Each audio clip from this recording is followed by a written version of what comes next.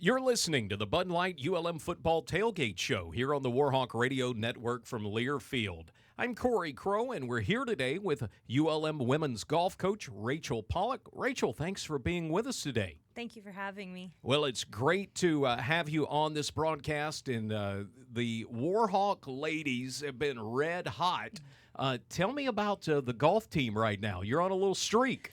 We are on a streak. It started last spring, or I guess the end of last fall, and we've racked up 5 championships in the 22-23 season, and we just got back from our first event of the fall season at South Alabama and brought home that trophy too. Well, there is a lot of good to come out of that. I understand you've also got a player that is the Sun Belt Conference's Player of the Week after the performance last week. Yes, our freshman, Daniela Campillo, she's from Spain.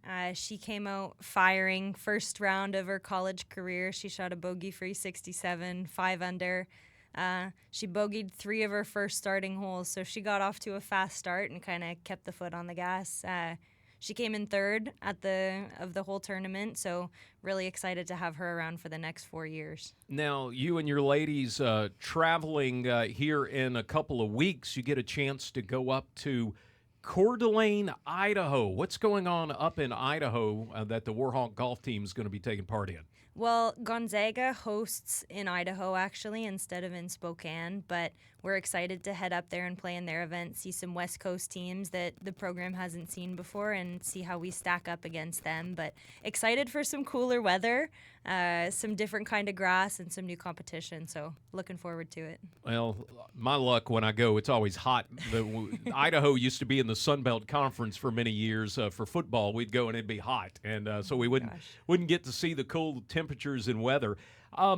Tell folks about yourself. How many years have you been the golf coach at ULM, and where do you hail from? So this is my 3rd season coming into ULM as the head women's golf coach. I came from Arkansas State, where I was the assistant coach for 4 years, so Sunbelt rival. Played my college golf at East Tennessee State, but I'm originally from Guelph, Ontario, Canada, which is about an hour outside of Toronto. So a cultural difference coming down when you came from Canada to Tennessee. Was that your first time to head to Tennessee? Well, I went down and visited, but I think what's really great about Canada and the South is the people are very nice. In different ways, I had to learn some new lingo when I came down to the South, but no, the people are great down here, and I love it. It wasn't too big of a transition from home. Talk to me about being a golf coach. We're an international student, and you come to America to play, to go to college and play golf, and now you're here as a coach. And I understand 8 players on the golf team. You've got 8 slots, and how many of those are from the States? 0. So where do you recruit these young ladies from all over the world? Well, historically, ULM Golf is an international golf program. We kind of have found our niche, and we're sticking to it. Especially with these international kids, they really appreciate an opportunity to come to the U.S. and play golf. We don't have to be the big name of LSU or Alabama or Mississippi State. They just want to come over and have an opportunity to play golf year-round. We've kind of fit into our international niche with the European girls, and I've got one from Canada, one from Australia, but it's a lot of recruiting over FaceTime.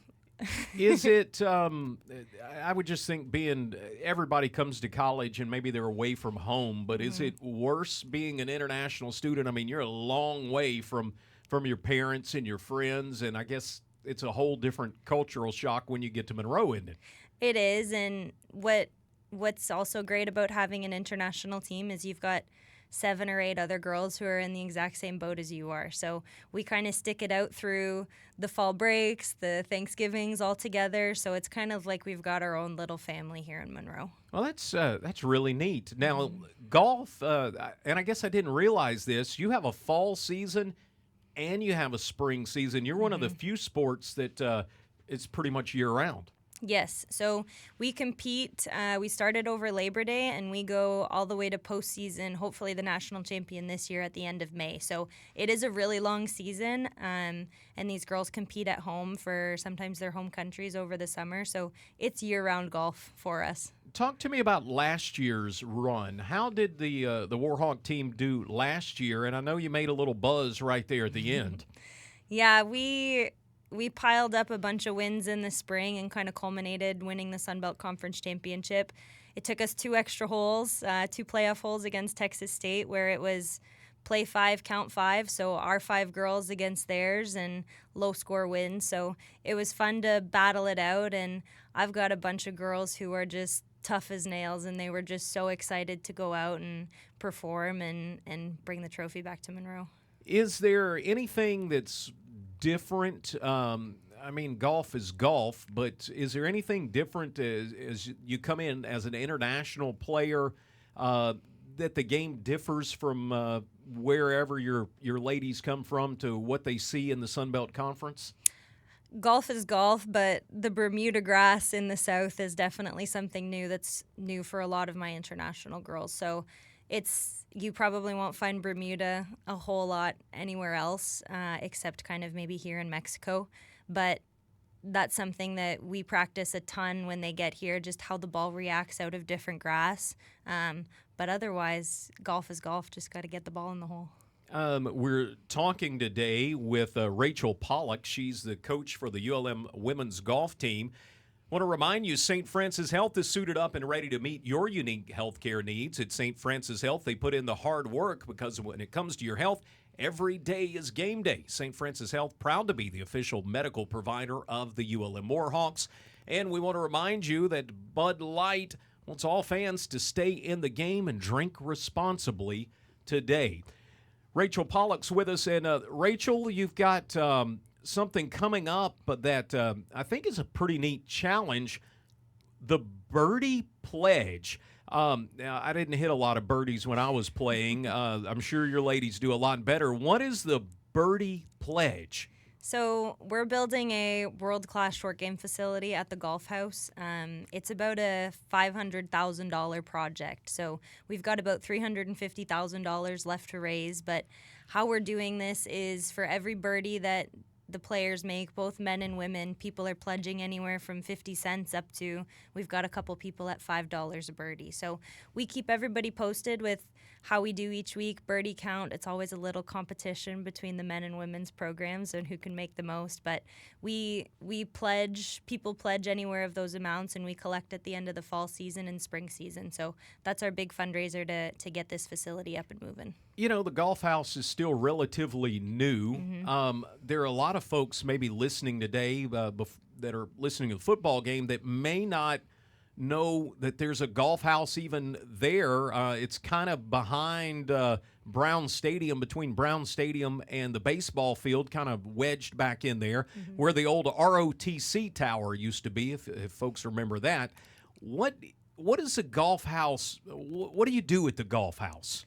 So it's kind of like our team's central hub. I mean, we've got meeting rooms in there, a player's lounge, locker rooms. Mine and Coach Baldwin's office are in there, but we've also got some pretty cool technology. We have a simulator in there, indoor putting green, and we're in the midst of building the whole outdoor short game facility. So we've got about a 6,000 square foot putting green out back right now, and looking to add 2 more phases to that. Now, I want to ask you, you mentioned short game. All right, let's talk long game for a minute. For many years, there's been what looks like an abandoned golf course at Selman Field in Monroe that the city shut down.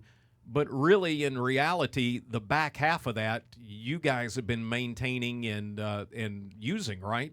Yes, so Coach Baldwin does an awesome job at helping maintain that facility for both of our programs, and it's kind of like a little golf playground. We can hit 2 anywhere from anywhere. We've got a bunch of targets, fairways cut, greens cut out there, so it's kind of a fun way for us to go out and not necessarily work at a country club, but that's kind of where we go out and grind and can beat balls for a couple hours. So that was, from what I remember playing it years ago, was a 9-hole course, and it had different tee boxes to make it 18. How many holes do you have out there that you can play at the old Selman Golf Course at the airport? So we don't actually play any holes. We just kind of use it as target practice and ball striking. The mowing equipment to maintain greens would be too difficult, so we do most of our short game work at the golf house or Bayou Désert Country Club, but all of our ball striking, we do out there, and it's amazing. I want to ask you, and you may or may not know this, when they build the road through there that's eventually going to be Kansas Lane, the connector, does that come right through the middle of the golf course? Where does that road go, and where does that leave you? We're not really sure, and I think that from a golf standpoint, we're keeping our fingers crossed that it takes a little bit longer to build, because what we've got going on back there is pretty special for our program. So we're going to keep our fingers crossed that it doesn't happen anytime soon. I just think it's cool. If you look at the front of it, you don't know anything at all is going on back there in the back. So that's super special. Yep. You also work out at the Bayou Désert Country Club as well, right? Yes, so we do all of our short game practice out there. They've got amazing facilities that we're privileged enough to use, and we play out there a fair bit, as well as at Calvert Crossings in West Monroe. In the next few weeks, you get a chance to go up to Arkansas State. I know you want that one bad, don't you? I do. Yeah, I know that golf course like the back of my hand, and we played really well out there last year. We set a 36-hole program record, minus 17 out there. So hopefully coming back and bringing home a trophy this year. And then you head over to the SEC, Mississippi State. Yeah, that's a big one we're really excited for. It's a huge invite. They finished the season top 5 in the country, so for us to be able to go and compete with some of the best girls in college as well as the best girls in the world amateur rankings is going to be something really special for our team. I wrote this down, and we talked about you had a Sunbelt Player of the Week this week. Talk to me about some of your other players and player awards. What's happening on the women's golf front? So last year, Chantal Duringer, she won the Sunbelt Player of the Year. She was our 5th-year COVID senior. She graduated, which we're super excited for her, pre-med, and she has turned professional. So she just made it through stage 1 of LPGA school. She's the first one in program history to do that, so we're excited and happy for her. Anna Andrasova, she was Freshman of the Year last year from Czech Republic, so we're super excited to have her back for another 3 years. And then I've got Alessia, who was second team all-conference last year, who just tied for 3rd as well at the USA Intercollegiate. So we've got a bunch of really strong players coming back and a really good roster this year. We're speaking with Rachel Pollock. She is the golf coach at ULM for the ladies team, and a big season coming up. Tell me about, Rachel, your needs. What do you guys need? There may be a rich donor out there who wants to, hand you $1 million or something. If you're out there, first, how do they get in contact with you if they want to get behind women's golf? Well, social media is always a great tool. You can follow us on Instagram, send us a message there at ULMW Golf. Same on Twitter, ULM Golf. But if you're one of those $1 million donors, just give me a call. 318-342-5531 is my extension on campus. But we've got a really exciting opportunity coming up with some naming opportunities as well.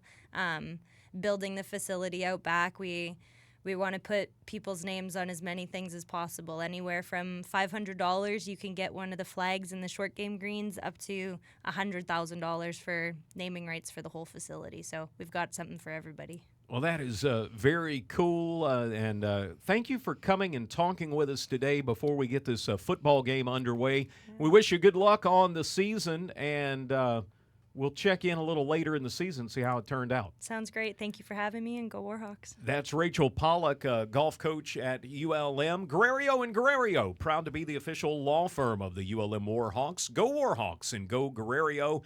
And Bud Light wants to remind all fans, stay in the game and please drink responsibly. You're listening to the Bud Light ULM Football Tailgate Show here on the Warhawk Radio Network from Learfield.